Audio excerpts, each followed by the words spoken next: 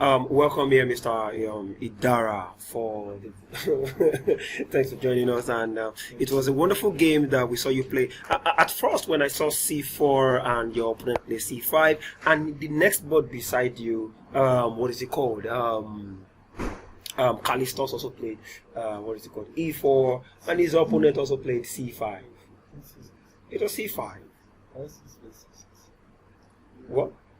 Okay, no, I'm sorry, tennising rather. Okay, yeah. C5 also happened on the same board. So I'm like, wait, are we going to say this guy is playing the same kind of opening repertoire as blacks? And all of a sudden, you went for the C3 Sicilian, and the other man actually played a different board game as regards the Sicilian. So, pawn takes, queen takes, D4. You already know your opponent was going to play the Sicilian, C5, right?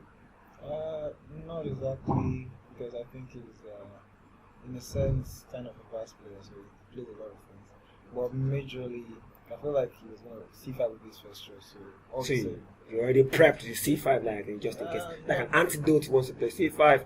No, not that deep, not necessarily deep prep, because with C3 Sicilian, at least since I could not actually tell if he would play, if he would go for D5 after C3 or F6. So it was still kind of an open scenario. So, of course. Now the moment he went for the D5. Yeah, 2D5. When you went for the 2D5, you were like, okay, good. This is home territory, right? Okay, so no, I don't want to tell the other people that it's home territory. It's between the two of us. Anyway, knight F3, E6, and bishop C4, and here we go.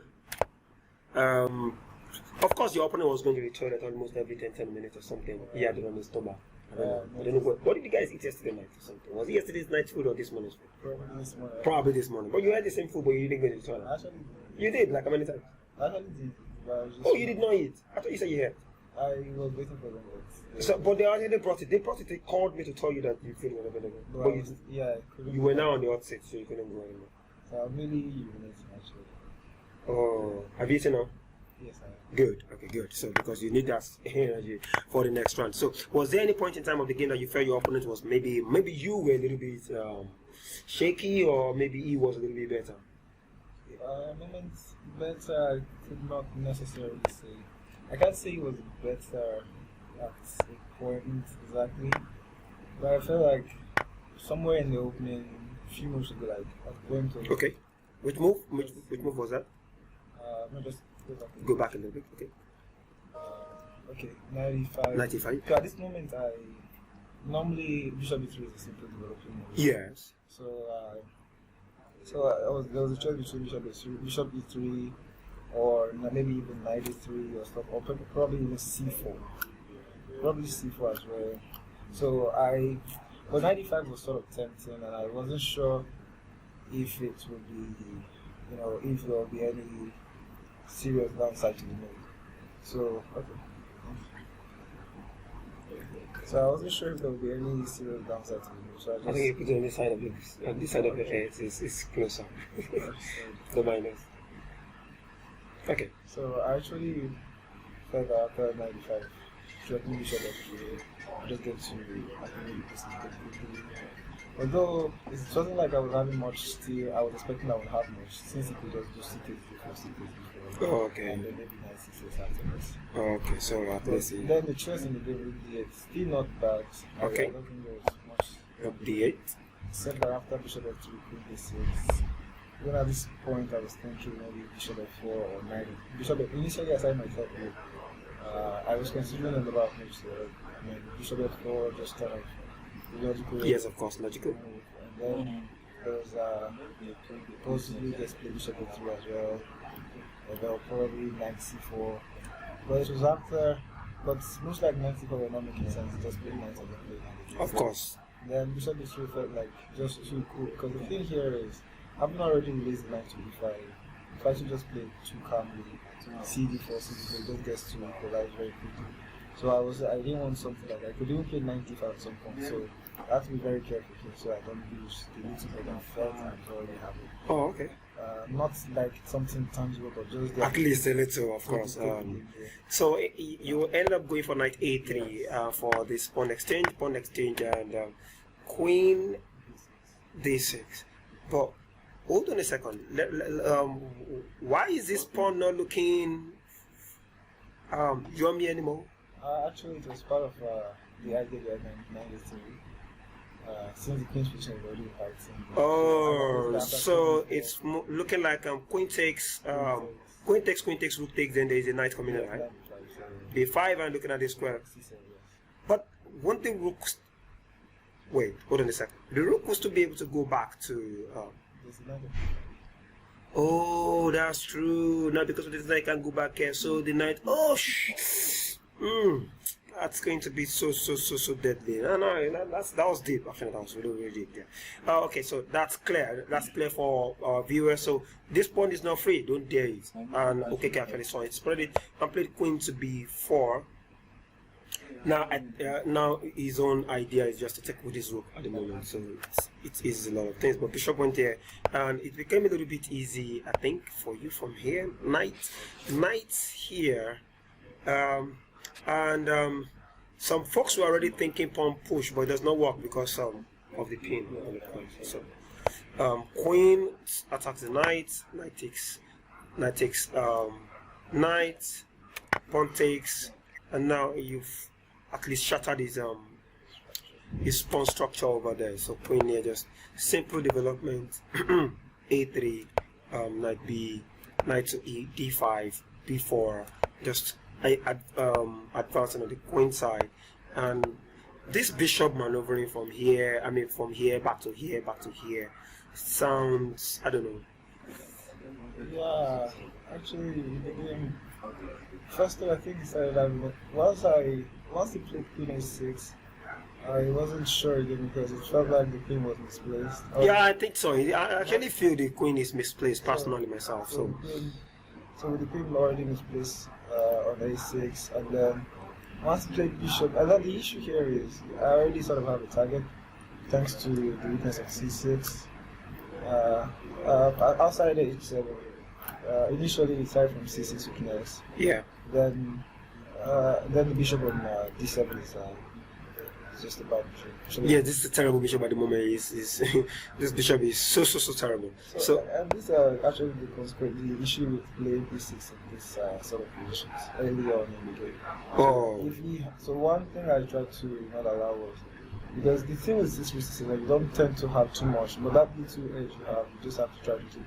So basically, once I could play 9 takes c6 and 2 takes c6, so we have c6 weakness and bad bishop. So then regarding the question with bishop going to b7, c8 and d7, I think initially probably at some moment should have played bishop d7, rather than playing bishop b7 and just this is just explanation. Yeah, so from here it was just easy peasy lemon squeezy for you. Knight in there. The way you rerouted your knight, it was even very interesting. It was fantabulous. And knight going back here.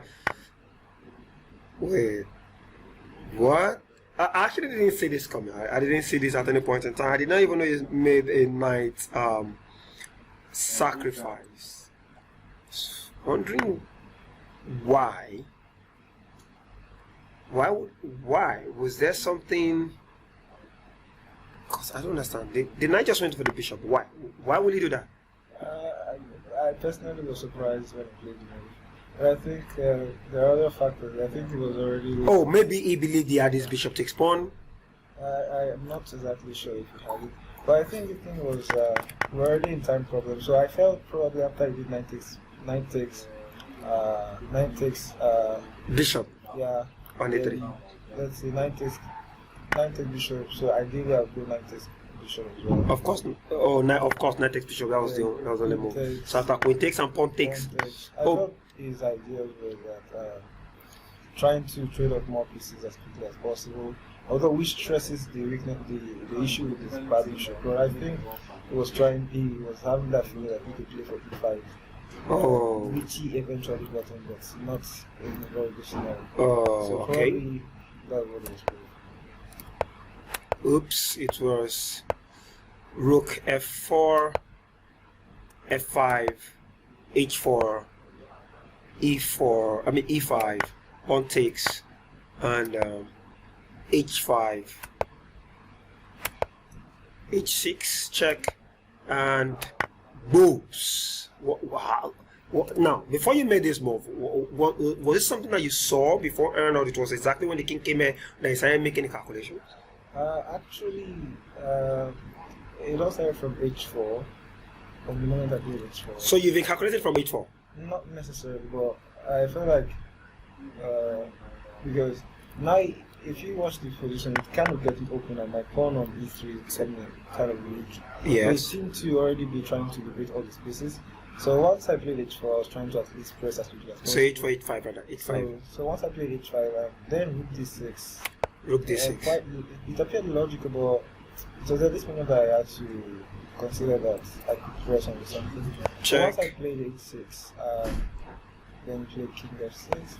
So I was not. The issue here was after h6, there was no good score again for the king. Of course. So regardless where it goes, it will be this f5. But the thought process was not like I was necessarily thinking too much of maybe trying to select a candidate which like we get one or maybe takes or that. But it felt rather intuitive. It just booms. How many seconds did you spend in playing that move? Was it? Did you spend minutes calculating, or you just? Yeah, I was down. I was already in my last 30 seconds at that time. The last 30, 40 seconds of that. So I just saw it immediately. So I only had to verify it if it was working. Whoa. So I spent like 10 seconds to just. Like 10 seconds to just play the booms and check. And honestly, this is all over. This is all over. No squares. The only thing he has to do is to bring his queen to make matters worse. King e4. King e4? Yes, now queen after this is going to mate. That's it. It's the only square. Or he brings his queen and he still gets a queen takes and still. So, wow, this was beautiful. In fact, like I said, it's in Nigeria chess group right now. This is the move. This is just the move. Rook f4. This is the move that causes Rook f5. This is the move that causes nightmares to every chess player. You know, you don't want to be sitting as black at this moment. Just Rook f5 on your board. Boobs. In fact, someone like me, I won't even capture. I'll just resign. just make it beautiful that way. You know, just look at the position right now. It looks beautiful. Just look at it. The queen. See, looking at the squares. Rook here. Bishop is controlling all this diagonal. The rook can jump at any point in time. This is just, and look at this guy looking so annoying right now. Like, what am I doing here? I can't even help. I can't help. Oh my god, this is wonderful. This is a wonderful game. I really appreciate it. I hope you're enjoying the atmosphere and the hotel and everything. And we expect to see more sacrifices in the next few games, I believe. Hopefully. Okay, thank you very much, Mr. Dara. We'll see you next time. Cheers.